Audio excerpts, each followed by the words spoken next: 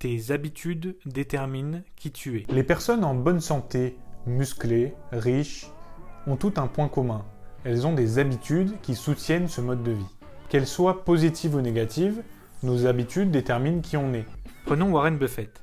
Il est aujourd'hui la 3e fortune mondiale, mais il vit toujours dans une maison qui coûte 250 000 $, conduit une voiture bas de gamme et boit plein de coca. Chaque jour, il travaille à investir son argent et celui de ses investisseurs dans des actions et d'autres instruments financiers. Les actions Coca-Cola par exemple. Warren Buffett n'est pas très musclé et n'a pas les abdos apparents. C'est normal car il n'a pas mis en place ses habitudes qui sont liées à tout ça. Par contre, il a l'habitude de vivre de manière frugale, de s'intéresser aux finances et de passer à l'action. Ces 3 habitudes l'ont amené aujourd'hui à accumuler une richesse immense. Mais on peut se poser la question, comment les habitudes s'installent dans notre comportement et comment les utiliser à notre avantage? Avant toute chose, essayons de comprendre comment une habitude fonctionne. Une habitude, c'est un programme automatique de ton cerveau. Il prend un très grand nombre de décisions automatiques qui te permettent de vivre sans devoir t'arrêter à chaque seconde. Imagine si tu devais prendre une décision consciente à chaque choix qui se présente dans ta journée. Ces habitudes vont être formées par les comportements que tu as et que tu répètes pour te rendre plus efficace. Seulement, l'évolution a fait que maintenant on est conscient des erreurs que ces modes automatiques peuvent engendrer. Encore faut-il les rectifier, à la manière d'un pilote de ligne qui désactiverait le pilote automatique pour faire quelques ajustements. Pour le modifier, il faut forcer le nouveau comportement pendant une certaine période. Cette période va varier de quelques jours pour une habitude simple à plusieurs mois pour une habitude générant une grande résistance. Voici mes 3 conseils pour créer une habitude. Diminuer la résistance. Quand je veux créer une habitude, je me concentre sur une seule habitude à la fois, je la choisis pour qu'elle soit le plus simple possible et je facilite le démarrage. Par exemple, pendant le confinement, j'avais du mal à faire du sport tous les matins et cette habitude-là était difficile à prendre. Ce que j'ai fait, c'est que j'ai diminué l'objectif à atteindre en visant seulement 20 pompes chaque matin. C'est assez simple de valider mon objectif et de créer cette habitude dans le temps.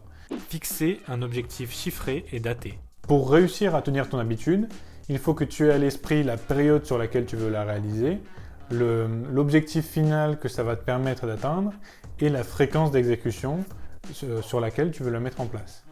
Tout ça va te permettre d'éliminer d'éventuelles excuses qui pourraient te détourner de ton chemin. Répéter et suivre la règle des 2 jours. Il y a des chances pour qu'un jour, un événement extérieur ou ton manque de motivation te fasse sauter une des répétitions de la mise en place de ton habitude. Le problème avec la psychologie humaine, c'est que tu risques de penser que c'est foutu et qu'il n'y a plus d'intérêt à perpétuer cette habitude. La règle des 2 jours consiste à te dire que tu ne peux pas passer plus de 2 jours d'affilée sans réaliser l'action liée à cette habitude. De cette manière, même si tu as raté une journée, tu n'as plus d'excuses pour tout lâcher et laisser tomber ton habitude. Maintenant que tu connais l'importance des habitudes dans ta vie, il va nous falloir déterminer quelles sont les habitudes à mettre en place pour atteindre ton objectif de richesse. Les habitudes qui, selon moi, vont t'aider dans ta quête sont: passe à l'action systématiquement. Si tu penses qu'il faut faire quelque chose, qu'il y a une possibilité, quoi que les gens pensent, quelle qu'en soit la peur que tu en as, n'attends pas d'être prêt, fais-le.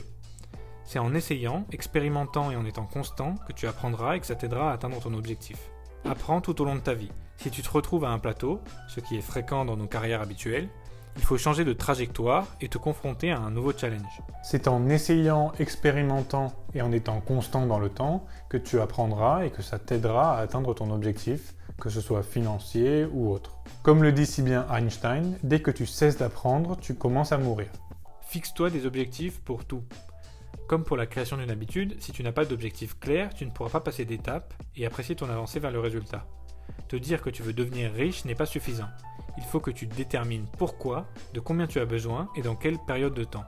Ça doit devenir une habitude, car fixer des objectifs dans chacun des thèmes de ta vie va te permettre de les atteindre et de les améliorer, ou de prendre du recul si tu n'atteins pas, et comprendre en fait pourquoi tu n'atteins pas ces objectifs.